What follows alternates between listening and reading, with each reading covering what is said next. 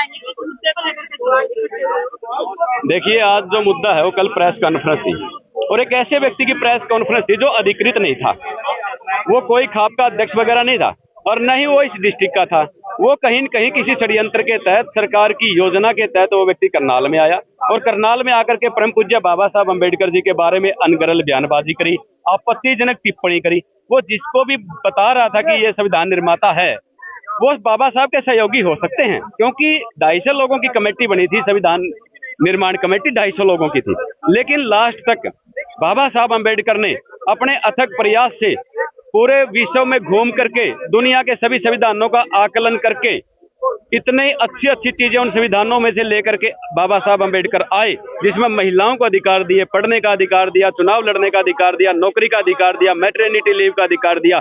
बाबा साहब अम्बेडकर ने महिलाओं को मुख्यमंत्री, प्रधानमंत्री बनने का अधिकार दिया, किसानों को अधिकार दिए, किसान क्रेडिट कार्ड बनाते हैं, ट्रैक्टर खरीदते हैं, जमीन कुड़की ना हो, ये बाबा साहब अम्बेडकर संविधान में लिख के गए। इतना सुंदर संविधान, गरीब का बच्चा पढ़ के, नरेंद्र मोदी भी आज प्रधानमंत्री है तो बाबा साहब अम्बेडकर की देन है, इंदिरा गांधी प्रधानमंत्री तो बाबा साहब अम्बेडकर की देन है। इतना सुंदर संविधान वर्ल्ड में कहीं नहीं है। इस देश के अंदर लोकतंत्र है संविधान की वजह से। तो इस पर टिप्पणी करना कहीं न कहीं राजनीतिक षड्यंत्र की बू आती है और मैं कोई गुरेज नहीं मुझे।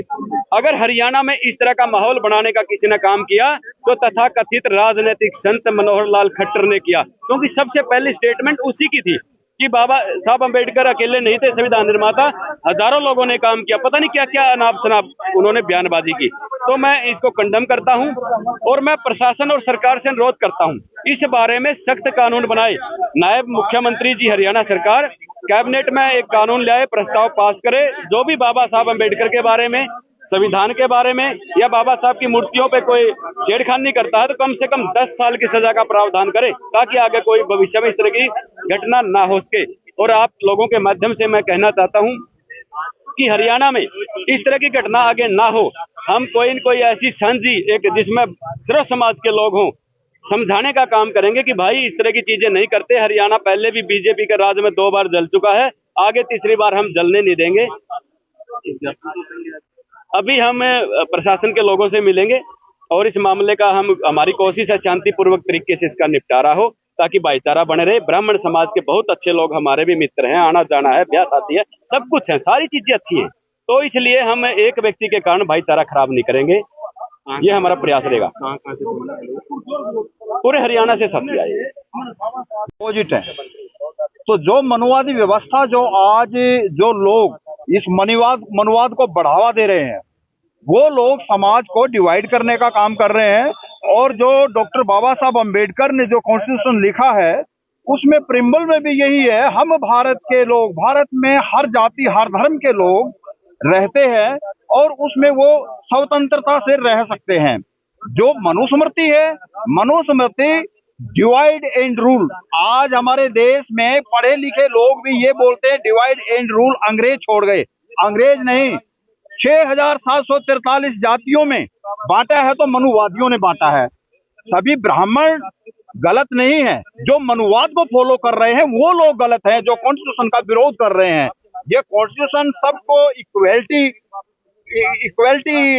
के लिए गाइड करता है। भाई सबको समानता का अधिकार हर फील्ड में हो, लेकिन जो लोग ये चाहते हैं कि मैं ऊंची कुर्सी पर बैठूं, बाकी सब जमीन पर बैठे हैं, तो जमीन पर भी बैठे नहीं, वो भी उनके लिए वहां भी जगह नहीं है। तो वो जो लोग हैं, ये लोग देश को बांटना, देश को बिल्कुल खत्म करना चाहते हैं।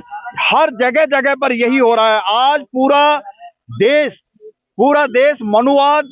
मनुवाद से आज जो बिल्कुल गुमराह हो रहा है। मनुवादी लोग हैं जो होता कुछ है और बताते कुछ हैं, करते कुछ हैं और बताते कुछ हैं। इसलिए सब लोगों को मौजूद है उनसे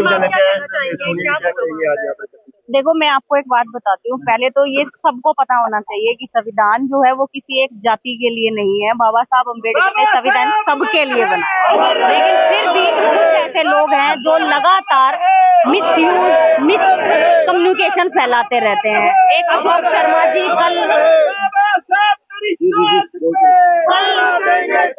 कल एक लड़का अशोक शर्मा यहाँ पे बाहर से आके और विवादित बयान देकर चला गया और उनका विवादित बयान के ऊपर किसी ने कुछ नहीं कहा। विवादित बयान जब भड़क गया, जब उन्होंने ये कहा कि भारत का संविधान जो है वो असल में BN राव जी ने लिखा था। बाबा साहब अम्बेडकर ने कभी भी अपने जीवन काल में संविधान का क्रेडिट लेने की कोशिश नहीं करी, लेकिन ये बात समझने की है कि नाम हमेशा किसी एक ही व्यक्ति का लिखा जाता है। आपके पीछे एक बहुत बड़ी बिल्डिंग है SP ऑफिस की, इस बिल्डिंग को बनाने में लेबर से लेकर ठेकेदार तक का, मंत्रियों का, बहुत लोगों का योगदान रहा है, लेकिन बाहर अगर आप जाकर देखोगे तो नाम तो किसी एक का ही लिखा हुआ है। तो यही बात समझने की है। आए दिन लोग इस तरीके की बकवासबाजी करके चले जाते हैं। हम सिर्फ इतना कहना चाहते हैं कि आप लोगों को इन लोगों की बाइट्स लेने की भी जरूरत नहीं है, क्योंकि माध्यम आप लोग बन जाते हो, लेकिन गलत ये लोग बोलते हैं और इन लोगों के गलत बोलने के कारण ही आज हम लोग यहाँ पर इकट्ठे हुए हैं। हमें क्या जरूरत पड़ी थी भाई, हम वहाँ ब्राह्मण समाज की धर्मशाला में जाकर कुछ करके आते। हम आज से पहले नहीं गए वहाँ पे,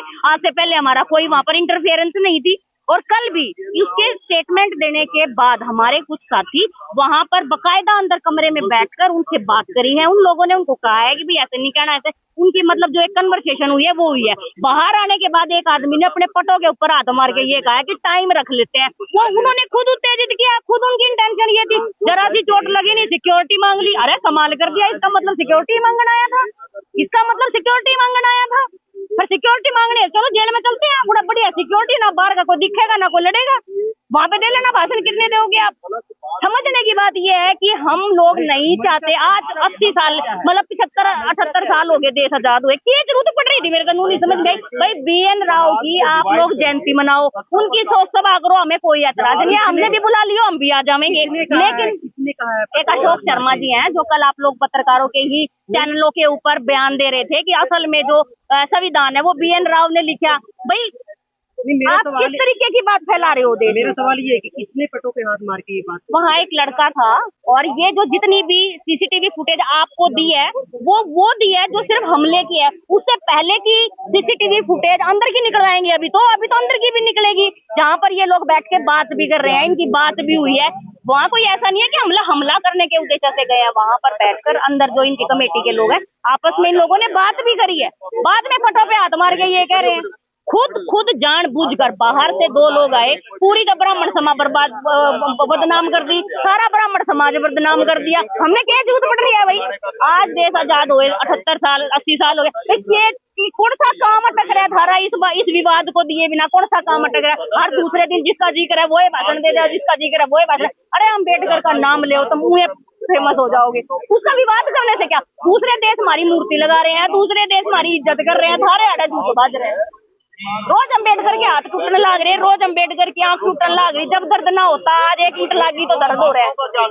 तो मैं तो समाज के लोगों से यही कहना चाहती हूँ कि देखो, हम इस मुद्दे को बड़ा भड़काना नहीं चाहते। हम लोग इसको अभी भी सुलझाएंगे, अभी दोनों पक्ष बैठेंगे, बात करेंगे।